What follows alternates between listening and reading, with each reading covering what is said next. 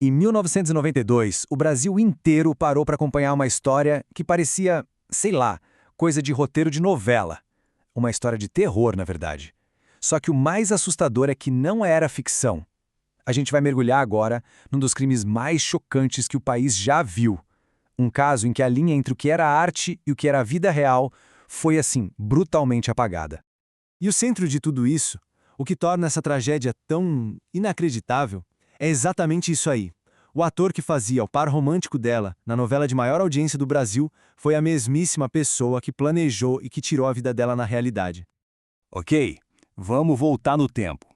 Pensa aí, Rio de Janeiro, dezembro de 1992.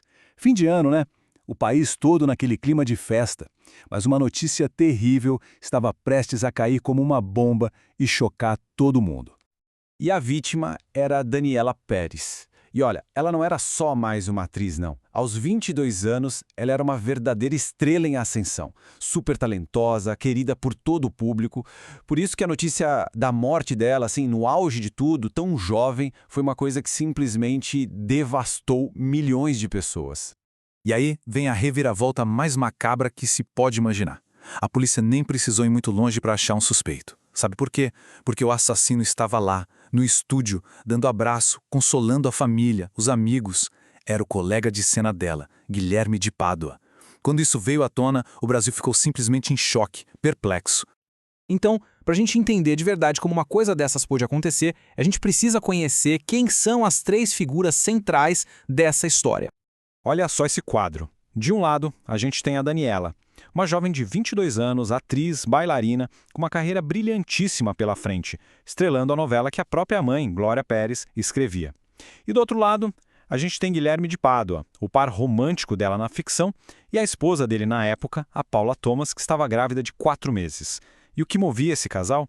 Bom, era uma mistura tóxica de inveja, de ambição, que acabou virando um plano mortal. Agora a gente vai entrar nos detalhes mais pesados. Vamos reconstruir as últimas horas de vida da Daniela. E o que a gente vai ver é que não foi nada impulsivo. Foi um plano frio e executado nos mínimos detalhes. Essa linha do tempo aqui, ela é assustadora, porque mostra o quanto tudo foi planejado. Na tarde do dia 28 de dezembro, a Daniela e o Guilherme gravaram juntos a cena em que os personagens deles terminavam o romance. Logo depois, à noite, o Guilherme buscou a esposa, a Paula, que ficou escondida dentro do carro deles, ali mesmo no estúdio. Por volta das 9 da noite, as gravações acabaram. A Daniela saiu com o carro dela. Meia hora depois, ela foi emboscada num posto de gasolina, foi desacordada e sequestrada. E mais tarde naquela noite, o corpo dela foi encontrado num terreno baldio. Cada passo foi calculado. Não teve nada de impulso aí. 18. Esse número é pesado. Foram 18 perfurações encontradas no corpo da Daniela Pérez. 18 golpes, que mostram a brutalidade inacreditável desse ataque. E a perícia só confirmou a crueldade disso tudo. As feridas foram feitas com uma arma que parecia um punhal e os golpes foram certeiros, sabe? Atingiram os pulmões e o coração. Foi feito para garantir que ela não tivesse a menor chance de sobreviver. Ok, os assassinos estavam presos. Mas a pergunta que não queria calar, a pergunta que o Brasil inteiro se fazia era uma só. Por quê?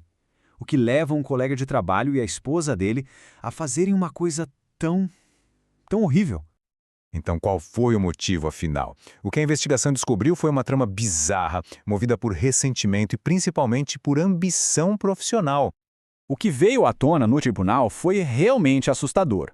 O Guilherme estava cismado que o personagem dele na novela ia diminuir, ia perder espaço. E ele assediava a Daniela o tempo todo, tentando usar a proximidade dela com a mãe, que era a autora, para se dar bem, para conseguir mais cenas. Para piorar, ele usou o ciúme doentio da esposa da Paula e manipulou isso. E aí, juntos, eles planejaram o assassinato. Foi uma mistura de ambição profissional com ressentimento. E no meio de toda essa escuridão, uma testemunha acabou sendo a peça-chave. Um advogado, o Hugo da Silveira, estava passando pelo local, viu a cena de longe, achou tudo muito suspeito, parecia um assalto, e por puro instinto, ele fez uma coisa: anotou as placas dos carros. Mal sabia ele que essa atitude simples ia resolver o crime em questão de horas. E a prova de que tudo foi planejado estava ali, na placa do carro. A testemunha anotou a placa começando com O. Mas a placa de verdade do carro do Guilherme começava com L. O que a polícia descobriu? Que eles tinham usado fita isolante para adulterar a letra. Uma tentativa clara de enganar qualquer um que visse. Com essa descoberta, qualquer desculpa de que, foi um crime de impulso, caiu por terra na hora. Mas o julgamento e a condenação foram só o começo de uma outra história. Uma nova batalha que foi liderada pela mãe da Daniela, uma mulher que conseguiu transformar a maior dor do mundo numa força impressionante para mudar as coisas. Olha só isso aqui. Tanto o Guilherme de Pádua quanto a Paula Tomás foram condenados a 19 anos de prisão. Parece bastante, né? Mas eles cumpriram só uns 6 anos em regime fechado. 6 anos. Para muita gente isso foi um verdadeiro absurdo, um choque. E essa soltura tão rápida gerou uma onda de indignação gigantesca que acabou servindo de combustível para a luta por leis mais duras. 1.300.000. É um número enorme. Essa foi a quantidade de assinaturas que a Glória Pérez, a mãe da Daniela, conseguiu juntar numa campanha popular. Objetivo? Mudar a lei. E essa mobilização popular deu resultado. E que resultado? Eles conseguiram uma mudança histórica na legislação brasileira. O homicídio qualificado, que é exatamente o tipo de crime que vitimou a Daniela, passou a ser incluído na lei dos crimes hediondos. E o que isso quer dizer na prática?